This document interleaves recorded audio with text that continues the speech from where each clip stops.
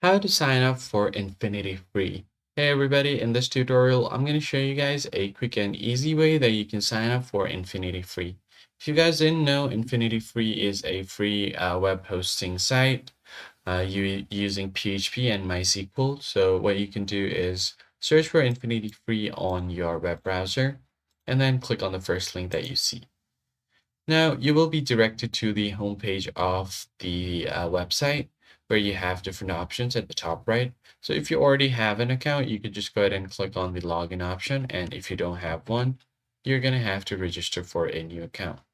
So you can see the free hosting for over 12 years.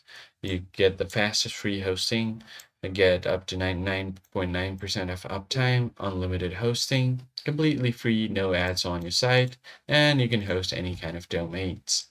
Now click on register to sign up for a new account. Now you can either sign up using your Google account, or you could just enter your email address manually and then enter your password. Confirm your password and then click on the agreement.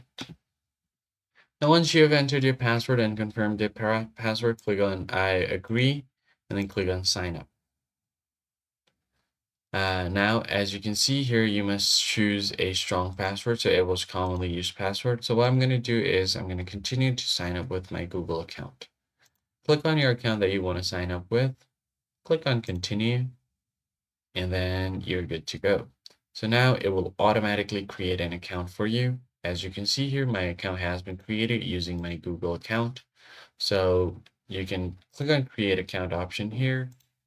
And once you do that, you could just go ahead and click on create now with the free version. And once that is done, you're going to have to confirm that you're a human. And once you complete the CAPTCHA, you could just go ahead and click your subdomain name here, choose your domain extension, and you're good to go. That is it for this video, guys. If you found it helpful, I'll see you guys on the next one.